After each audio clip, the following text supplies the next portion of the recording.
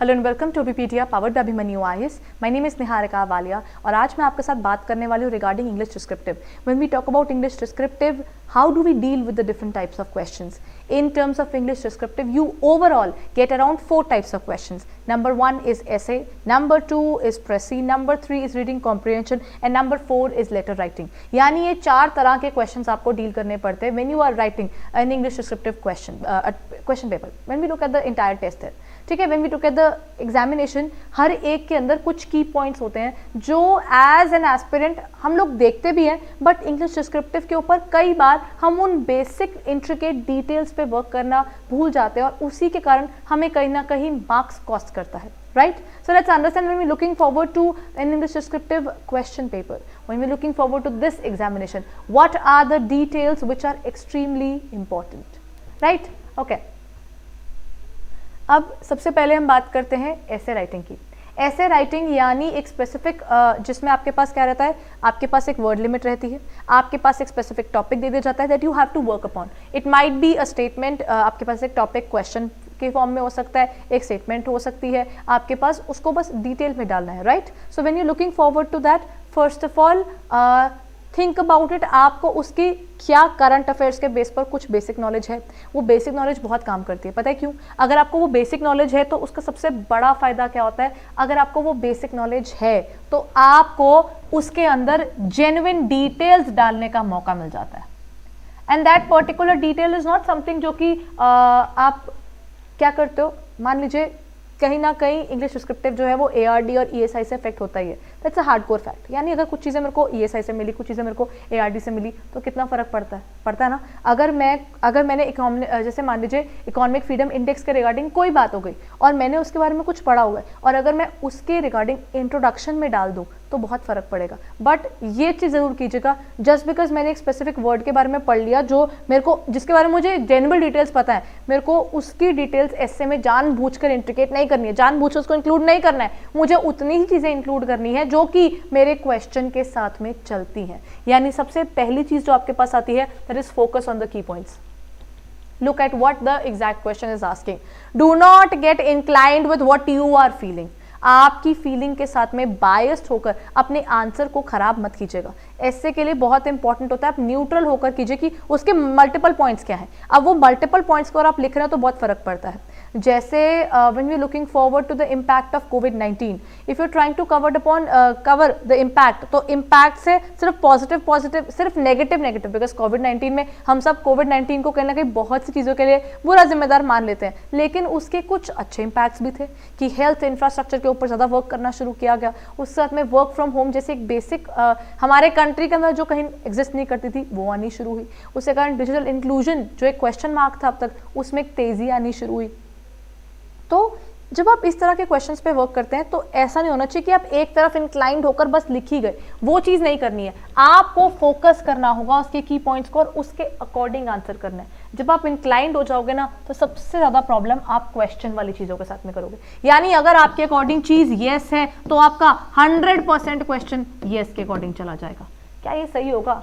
अगर उसके अंदर सिर्फ 2 चीज़ें हैं कि आपको बोला गया कि दिस शुड बी डन और नॉट, तो क्या हमें डिजिटल इंक्लूजन की तरफ मूव करना चाहिए, नहीं करना चाहिए, क्या करना चाहिए, कोई भी चीज़ अगर मान लेते हैं, कोई भी स्पेसिफिक चीज़ को उठा लिया जाए, इन्वायरमेंट फ्रेंडली प्रोडक्ट्स को यूज़ करना या फिर ये क्रैकर जो है, this is cracker free Diwali की तरफ अगर हम मूव करते हैं, तो अगर आप उसकी तरफ जा रहे हो तो वहाँ पर if you are 100% yes, then वहाँ पर ये भी आता है you can move towards the green crackers, you can still have that particular thing of celebrating Diwali with crackers, but in a more environment friendly manner। यानी 100% yes के ऊपर focus करने के बजाय कि नहीं बंद ही कर देते हैं, उसका एक और तरीका है, एक बैलेंस्ड पर्टिकुलर आंसर की तरफ जाया जाए जहां पर आपकी एक क्लीन इंट्रोडक्शन होगी। ठीक है, इंट्रोडक्शन में आप चाहें तो एक एग्जाम्पल, एनेक्डोट्स, इनका इस्तेमाल कर सकते हैं। You can go head and put quotes when you are writing the introduction portion, वो बहुत इंपैक्टफुल होता है। कोई रिपोर्ट्स का आपको आइडिया है लेकिन की पॉइंट्स के अकॉर्डिंग, उसके अकॉर्डिंग आपको कोई की पॉइंट्स का कुछ आइडिया है तो रिपोर्ट का कुछ आइडिया है, वो रिपोर्ट के बारे में डालिए। इंट्रोडक्शन को अपनी स्ट्रेंथन अप कीजिए। उसके बाद क्या होगा, फिर उस पर्टिकुलर चीज़ के बारे में अगर लिख रहे हैं उसकी पॉजिटिविटीज़ के ऊपर अगर आप जा रहे हैं तो भी कंक्लूजन आते आते उसकी नेगेटिविटीज़ को कवर करना ही चाहिए। कभी भी किसी भी चीज़ का प्योर येस और प्योर नो के अंदर आंसर कभी नहीं होना चाहिए. It should be, if I am talking about what was the impact of covid, if it was negative then compare, put that particular area in terms of पहले general कोविड-19, फिर आपका body के अंदर आपने डाल दिया कोविड-19 का नेगेटिव इम्पैक्ट जो आपको लगा, उसके बाद नीचे आता था कंक्लूजन में बताओ कि कोविड-19 ने ये भी करवाया, ये भी करवाया, ये भी करवाया. तो पॉजिटिविटी को भी कवर करो. ऐसा नहीं होना चाहिए कि आप प्योरली ही नेगेटिव की तरफ चले गए, बिकॉज किसी भी चीज़ का प्योर नेगेटिव वाली चीज़ एस्पेक्ट होता ही नहीं. Everything has a positive as well as a negative impact. So you need to cover up the points properly. And at the same time, in terms of essay writing, shall we conclude the essay before the word limit is done? अगर 300 words का मेरा essay, 250 to 300 के आसपास के ही होते हैं, 300 word का अगर मेरा essay है, तो क्या मैं 250 वर्ड्स पे खत्म कर दूं essay? क्या ये सही होगा? If I provide you a resource entirely और आप बोले कि नहीं उसका इतना सा ही इस्तेमाल करना है, is it correct?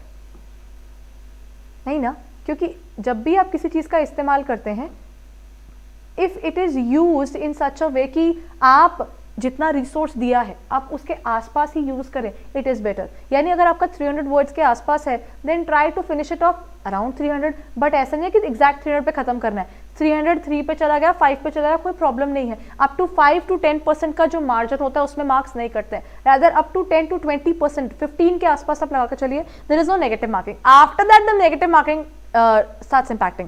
But the point is, ये इम्पैक्ट भी तब पड़ता है ना जब आपके पास आपने जो डेटा लिखा है वो जानबूझ के एक्सटेंड किया होगा, अच्छी क्वालिटी का कंटेंट होगा और वो 300 वर्ड से ऊपर भी जाना तो वो डेफिनेटली चुभेगा नहीं. ठीक है, that means you can go beyond that word limit but don't try to cross way too much. You need to remain within that particular limit. And बहुत बार students क्या करते हैं, they miss out conclusions, which is very unusual because when you are writing a particular essay, there should be a beginning. उसका beginning आया, उसकी एक body आई और बीच में end में conclusion आया. आप कभी भी essay के अंदर pointers मत डालिए. Pointers 1, 2, 3, 4 just ruins the entire part of the essay. ठीक है, उसको पॉइंटर्स में जाना चाहिए. पैराग्राफ होंगे तो चलेगा, पैराग्राफ्स बट बहुत ज्यादा पैराग्राफ्स भी होंगे, that is going to be annoying too. That simply means you need to balance out आप उसको कैसे लिख रहे हो. और साथ ही साथ ट्रांजिशन बहुत इंपॉर्टेंट होता है. क्या आपका फर्स्ट पैराग्राफ सेकंड पैराग्राफ के साथ में कनेक्टिविटी में आ रहा है कि नहीं आ रहा. अगर आपकी उनकी कनेक्टिविटी ही नहीं बन रही, then you are not being fluid in terms of your writing. This is very important that whenever you are writing things, you are very fluid when you write things. ठीक है, तो ये आपके पास अगला इंपॉर्टेंट पॉइंट हो जाता है. जब आप एक ऐसे लिख रहे हैं तो आपका फोकस होना चाहिए की पॉइंट्स के ऊपर, क्वेश्चन में क्या करना है, एग्जाम्पल्स और एनेक्डोट्स पे वर्क करना, प्लस वर्ड लिमिट का ध्यान रखना.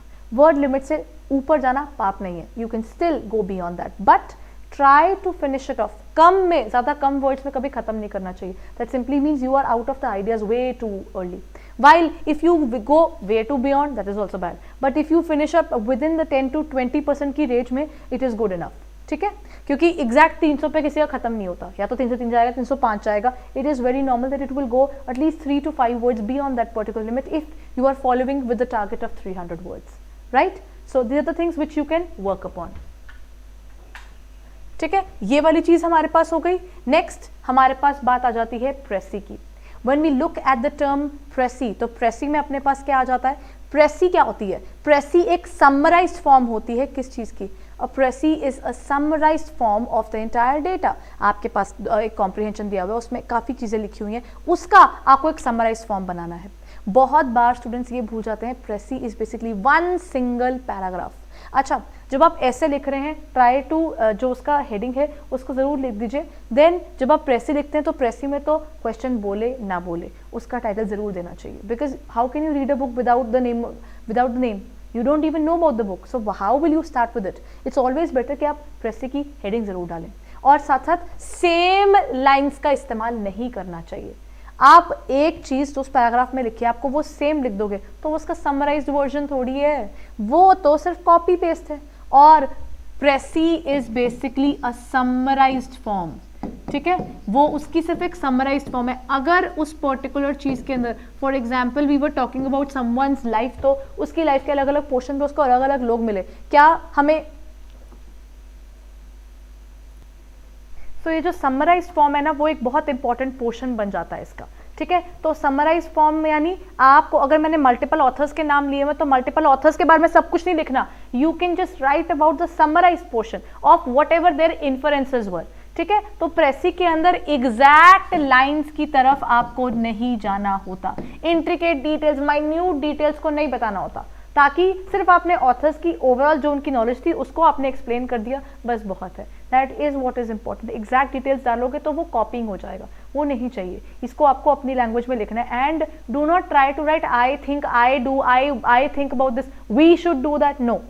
ये चीजें फर्स्ट फॉर्म में नहीं लिखी जाती अनटिल और अनलेस क्वेश्चन उसके बारे में खुद ना बोले। सोचिए, अगर हम बात करते हैं, अगर ऐसे लिख रहे हैं या प्रेसी लिख रहे हैं, दोनों केसेस में बात करते हैं।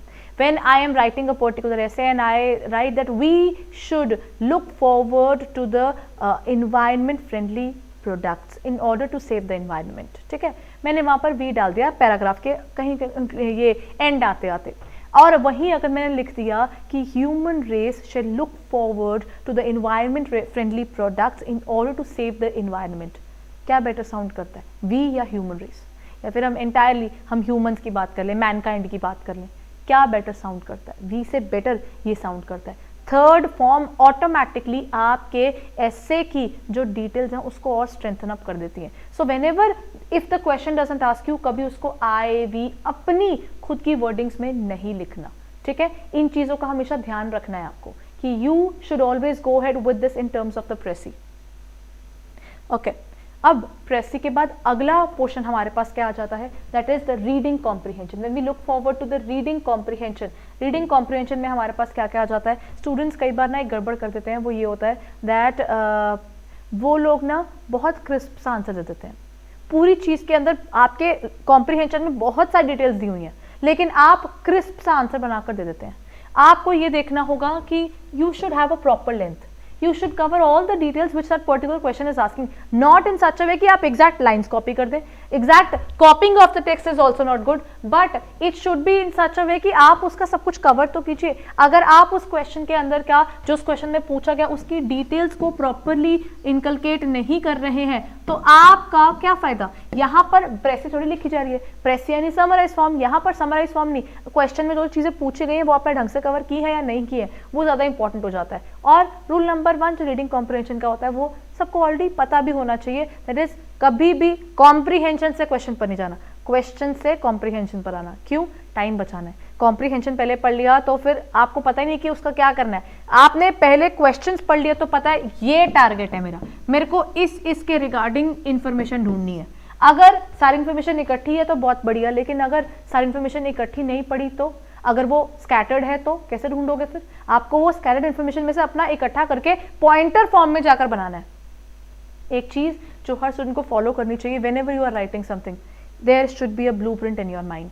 ब्लूप्रिंट तैयार होना चाहिए, जो भी मैंने लिखना है उसके अंदर क्या क्या चीजें होनी चाहिए।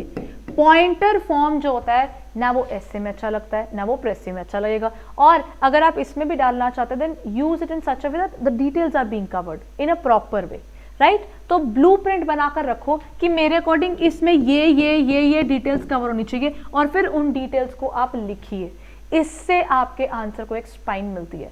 अगर आप सीधा लिखना शुरू कर दोगे, लिखते लिखते देखते हैं तो वो कभी अच्छा नहीं बनेगा, बिकॉज अगर आप स्टोरी बता रहे हो तो स्टोरी का आपको पहले पता है कि किस चीज के बाद क्या क्या हुआ, तो आप उससे जल्दी कनेक्ट कर पाओगे, राइट। तो जब आप ऐसे लिख रहे हो, जब आप प्रेसी लिख रहे हो, दोनों केसेस में वो चीजें इंपॉर्टेंट हो जाएंगी। और इस केस में भी जब आपने किसी स्पेसिफिक पर्सन के बारे में अगर था, उसकी ऑटोबायोग्राफी के ऊपर बेस उन्होंने दे दिया, तो आप देखिए पहले क्या हुआ, उसकी टाइमलाइन क्या है, उस टाइमलाइन के बेस पर आपको आपका आंसर लिखना होगा और उस टाइमलाइन को प्रॉपरली फॉलो करना होगा, और वो टाइमलाइन ही आपको फिर हेल्प करेगी आपके आंसर को करेक्टनेस देने में, रेलेवेंस देने में। That means without keeping a blueprint in your mind, do not start writing. It's not about just going and writing. No. English descriptive का good part is the descriptive paper talks about how you describe something. If it's about current affairs पढ़ा हुआ है तो आप उसमें ऐसे में डाल पाओगे, कुछ चीज़ें आपको और डिटेल पता है तो आप अपनी लेटर में उसको इंक्लूड कर पाओगे। प्रेसी के अंदर आपको बायस्ड होकर नहीं चलना है, जो उसने पूछा आपको वही बताना है। जब आप रीडिंग कॉम्प्रिहेंशन की बात करते हो, क्वेश्चन को पढ़ो और ढूंढो उसके रिगार्डिंग क्या क्या मिलता है। जो भी मिलता है उस सब को इकट्ठा करके उसको, अगर टाइमलाइन वाली चीज़ है तो उसको टाइमलाइन में लिखिए, अगर आपको उसकी डिटेल्स वहाँ पर जो जो मिलता जा रहा है उसको लिखते चलिए। जब तक क्वेश्चन ना पूछे तब तक इसमें आपकी पर्सनल ओपिनियन नहीं आनी चाहिए। English descriptive is about describing a problem, not about your personal opinions. So avoid writing things in your own personal opinion form. ठीक है, ये वाला एक पोर्शन हो गया खत्म। उसके बाद अब अगला क्या रहता है अपने पास, informal and formal letters. When we look forward to the informal and formal letters, informal letter और फॉर्मल के अंदर ना कई चीज़ों के फर्क है। इनफॉर्मल में आपकी इमेजिनेशन के ऊपर कोई रिस्ट्रिक्शन नहीं है। For example, you have to congratulate a friend और you are writing to your grandfather और anybody else, you can go beyond anything. आप अपनी फॉर्मल लेवल को बड़े आराम से चीज़ों को एक्सप्लेन करते हुए चल सकते हैं, जबकि फॉर्मल में ना आपको ना कोई अपनी तरफ से उसमें ना डिटेल्स ऐड करनी पड़ेंगी। फॉर एग्जाम्पल, आपका सेविंग बैंक अकाउंट है एक जगह पर और दूसरी जगह पर आपको वो शिफ्ट करना है, तो ना कुछ चीज़ें ऑब्वियस आपने किया नहीं होगा, बहुत से लोगों ने नहीं किया होता, बस ना सोचना पड़ेगा कि अच्छा अगर मैं बैंक में जाकर ये कर रहा हूँ तो बैंक मुझसे क्या क्या पूछेगा। वो मेरा नाम पूछेगा ना, मेरे नाम के साथ में मेरा अकाउंट नंबर भी पूछेगा। बहुत बार स्टूडेंट्स क्या करते हैं, लेटर लिख देते हैं, लेकिन फॉर्मल लेटर जो बैंक को लिख रहे हैं उसमें आप अकाउंट नंबर नाम की चीज़ें नहीं डाल रहे हो। क्यों डालो, उसके अंदर एक इमेजिनरी अकाउंट नंबर बता दिया कि ये मेरा एक इमेजिनरी अकाउंट नंबर है, I have account in this area, ये पर्टिकुलर मेरा अकाउंट नंबर है, ये चीज़ हुई है मेरे साथ में, अगर इसका अकाउंट मुझे चेंज करवाना है तो उसके प्रोसेस क्या होगी। अगर कोई आपको फॉर्मल लेटर में, अगर आप किसी के प्रोफेशनल मिसकंडक्ट को रिपोर्ट करने की तैयारी कर रहे हैं फॉर्मल लेटर्स के अंदर, तो वहाँ पर यू कैन ऐड कि there is a certain punishment for that, ये एथिकल मिसकंडक्ट है, इसके अगेंस्ट क्या हो सकता है। किसी ने पूछा है कि एक्चुअल टेक्निकलिटीज़ क्या है? नहीं, किसी ने नहीं पूछा। और यहाँ पर डिस्क्राइब करना है, जब यहाँ पर इमेजिनेशन चलती है तो यहाँ क्यों नहीं चलती, वहाँ भी डाल दो। और फॉर्मल के केस में सब्जेक्ट डालना है। और इनके बीच में एक और फर्क भी होता है, अगर आप योर्स फेथफुली जैसे टर्म का इस्तेमाल करते हैं फॉर्मल के अंदर, या फिर विद रिगार्ड्स वाली चीज़ आ जाती है, लेकिन यहाँ पर योर्स ट्रूली, योर्स लविंगली जैसे टर्म्स का इस्तेमाल किया जाता है जब आप किसी अपने को लिख रहे हैं, अपने फ्रेंड्स को, अपने रिलेटिव्स को, तो उन चीज़ों को आपको ध्यान रख के चलना है। Are you following that? और एक पर्टिकुलर प्रॉब्लम जो आपको सब जगह देखने को मिलती है वो है punctuation marks. Before punctuation marks इनमें क्या आता है, कैपिटल लेटर्स, आपका कॉमा, आपके फुल स्टॉप आता सबको होता है, लेकिन जब हम टाइप कर रहे होते हैं ना हमारा फ्लो टूट जाता है, तो कैपिटल कौन करेगा आई लिखते वक्त, तो वहाँ पर वो स्मॉल में चल रहा होता है और बहुत बार लास्ट सेंटेंस के आगे फुल स्टॉप नहीं होती और वो ऐसे दिख जाता है कि अच्छा यहाँ पर ये है। छोटी छोटी चीज़ें कहीं ना कहीं हाईलाइट हो जाती हैं। So try to avoid such kind of typing and punctuation mark errors. Next, जब आप इस तरह की चीज़ें लिखते हैं, आपका इंट्रोडक्शन पोर्शन एक आता है, बॉडी आ जाती है आपकी इसकी फॉर्मेट के अंदर, आपकी एप्लीकेशन की, और यहाँ पर कंक्लूडिंग लाइन आती है और यहाँ पर उसका एंड आ जाता है। ठीक है, अगर आप इसकी बात कर रहे होते तो बिगनिंग में you can ask about the general things and then you can move towards that particular thing. Body के अंदर you can divide it into further points, कि अगर आपको 2-3 पॉइंट्स लगते हैं तो आप उसको 2 पैराग्राफ्स में डाल दो। हद से हद नॉर्मली इसको 2 से पैराग्राफ में ऊपर नहीं जाना चाहिए अनटिल और अनलेस कोई बहुत मेजर चीज़ ना हो। ठीक है, और एंड में आके कंक्लूडिंग पैराग्राफ अलग से लिखो, so kindly look into this particular matter, I hope you will be replying back, वो वाली चीज़ें आपको अलग से स्पेसिफाई करनी चाहिए and then you and that particular thing. Essays के अंदर कंक्लूजन इज एक्सट्रीमली इंपॉर्टेंट। आपकी जो प्रेसी है, प्रेसी के अंदर आपको सारी डिटेल्स कवर करके चलनी है। रीडिंग कॉम्प्रिहेंशन में कंक्लूजन की दिक्कत नहीं आती, लेकिन इसमें भी कंक्लूजन की बात आ जाती है। Try to conclude things, put an end to overall, ये चीज़ ऐसी है। इस तरीके से आपकी जो पर्टिकुलर वर्किंग होती है वो बेटर दिखती है, क्योंकि English descriptive is more about how you describe a particular problem. If you can not describe that particular problem in the correct manner, then what are we exactly working upon. ठीक है, ये छोटी छोटी चीज़ों पर आपको वर्क करना चाहिए जब आप बात करते हैं इस पर्टिकुलर एग्जामिनेशन की। ठीक है, so this is where the portion of talking about this is done. I would like to tell you about something else as well. I have started with descriptive test series as well. ठीक है, हमारी descriptive test series भी शुरू हो चुकी है। हमारी जो descriptive series है, it's more about this particular examination के पॉइंट ऑफ व्यू को साथ में रखते हुए, बिकॉज आपका ऑनलाइन टाइपिंग होगा तो वहाँ पर आपको थोड़ा बेनिफिट हो जाता है, बिकॉज हम आपको उसी सिमुलेटेड इन्वायरमेंट के अंदर दे रहे हैं। There would be a specific count down होगा पीछे कि इस काउंट डाउन के बेस पर आपको चलना है, और वो काउंट डाउन के साथ में आप अपना टाइमर देख रहे हैं, टाइमर चल रहा है, आप पे अपनी पूरी टाइपिंग कर रहे हैं और उसे सबमिट कर रहे हैं और वो इवैल्यूएट हो रहा है। So these particular tests are normally evaluated in the time period of 72 hours. So we are providing back the answers. आप अगर अपने लेवल पर लिख रहे हैं, it's not only about in चीज़ों का ध्यान रखें, जब तक आप इनको लिख कर नहीं देखेंगे आप चेक नहीं कर पाएंगे कि ये चेक पॉइंट्स पर मैंने वर्क किया है कि नहीं किया है, because I can tell you कि इस चीज़ पे वर्क करना है, लेकिन आपने उस पर किस एक्सटेंट तक वर्क किया है वो आपको खुद इवैल्यूएट करना होगा या किसी को इवैल्यूएट करने के लिए देखना होगा। अगर आपको लगता है कि आप किसी और से इवैल्यूएट करवाने का सोच रहे हैं, then you can look forward to our portal for the same scenario.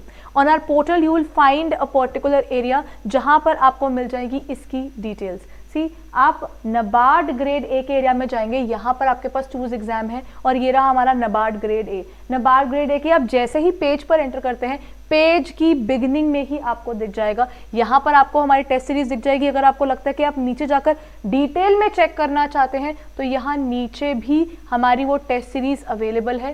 This is it. Test series में जाएंगे तो आपके पास इंग्लिश डिस्क्रिप्टिव का सेपरेट टेस्ट अवेलेबल है जिसमें आपके पास 10 टेस्ट होंगे। उसके बाद ESI प्लस ARD के आपके पास टेस्ट अवेलेबल हैं, और ESI और ARD का ऑब्जेक्टिव भी अवेलेबल है, मेंस का पूरा टेस्ट भी अवेलेबल है, where you will get 40 test जिसमें आपके डिस्क्रिप्टिव प्लस ऑब्जेक्टिव, मतलब एक ही टेस्ट सीरीज के अंदर आपको आपके एग्जामिनेशन के पॉइंट ऑफ व्यू से जितनी प्रैक्टिस करनी है वो सब आपको मिल जाएगा। एग्जामिनेशन के लिए समय कम रह गया है, अब जितनी ज़्यादा आपकी प्रैक्टिस रहेगी उतनी ज़्यादा आपके लिए chances of clearing the examination definitely goes a little higher.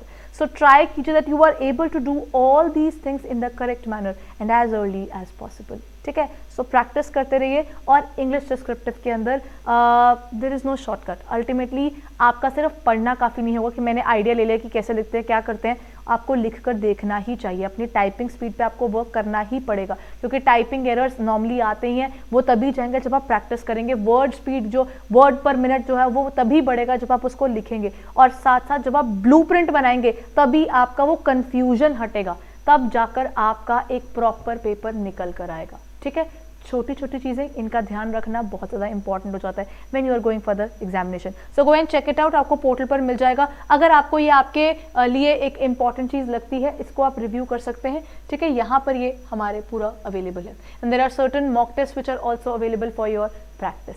So go and check out all these things on our portal. इसकी डिटेल्स यहाँ नीचे अवेलेबल है। All the very best guys, because इस एग्जामिनेशन में डिस्क्रिप्टिव और objective दोनों है। First की जो स्ट्रैटेजीज थी वो अलग थी, सेकंड पे आपका वर्किंग थोड़ा डिफरेंट हो जाता है। तो अपनी तरफ से पूरा कोशिश कीजिए that you are putting the best foot forward to it. Thank you.